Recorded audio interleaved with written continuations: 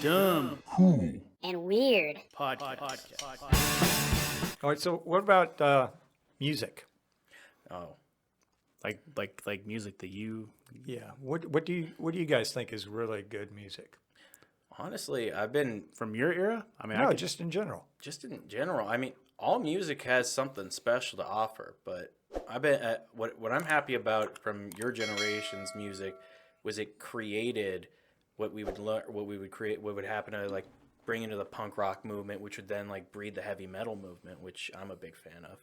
So it's like without somebody like Hendrix getting on guitar, without some of those, the Who getting out there, without those guys, without Ozzy Osbourne doing his Yeah. thing, you know? No, that's what I'm saying. Without those guys, we wouldn't have had like a guy like Ozzy go like, you know what? I want to try and do this darker. Yeah, Like, you wouldn't have had that, and we wouldn't have the like a lot of the heavy. metal we Honestly, have today. we would never have Tool, which is a really really good like favorite band of mine without Led Zeppelin, because Led Zeppelin is like Tool's biggest influence. Yeah. You know. yeah.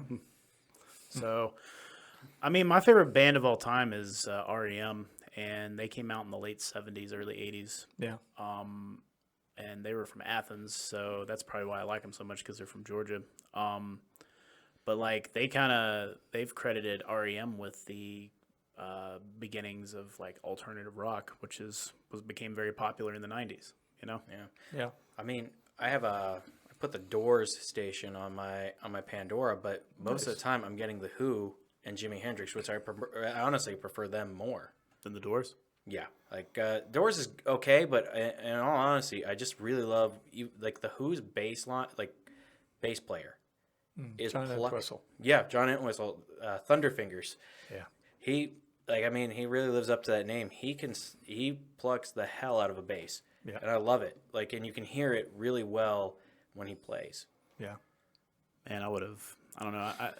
I've seen some videos from like music festivals from your time period, and those women are probably old as shit now, like crusty looking, but man, they looked really good in those videos. But you know Yeah. what was great about watching those kinds of music festivals then? Oh. Nobody had their phones out. That's right. Yeah, Like the one thing And, I really and people were not smashing each other against the stage. Yeah, thanks a lot. What's his name? they were just tripping on acid and probably fucking each Yeah. other. In some mud. Yeah. That's how you do it.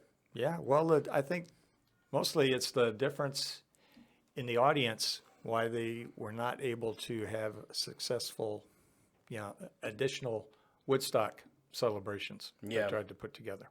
I mean, they had the '69 one that came off unbelievably. Woodstock '99 just was bad. Yeah. That was bad from start to finish. Yeah. Yeah, I remember reading about Woodstock '99. Yeah. There's actually a documentary problem. apparently about it, like going to hell. Yeah, did you go to Woodstock '66? No, I wish I did. Oh. Yeah.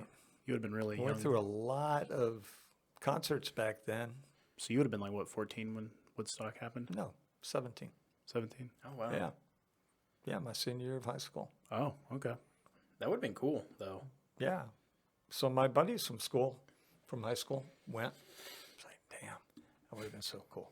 Yeah, I had one friend, the old VW microbuses. He had one Yeah. of those. He had it painted to look like an American flag. I mean, that was the coolest thing. He drove that to Woodstock. It was like, wow. that's like one of my. I remember because I took a rock and roll history class. Yeah. Because of my history major, and that this was it was cool to see Jimi Hendrix play the national anthem Oh, on his guitar. yeah. I was like, that's beautiful.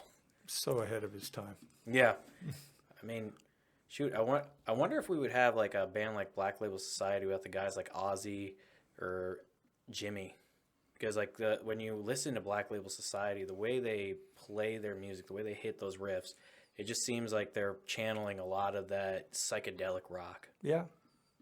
and it's beautiful. If you want to check out more of our stuff, go to www.dumbcoolweird.com. You'll find our Facebook, Twitter, YouTube, Instagram, and Patreon link if you want to support us. Also, be sure to check out our merch store. And if you're interested in being on our podcast, you can find a link on our website so you can reach out to us and tell us if you want to talk to us about something that's really weird, dumb, or cool. We'd be glad to hear from you. Hope you will stay tuned for the next weird ass episodes we got. Thank you.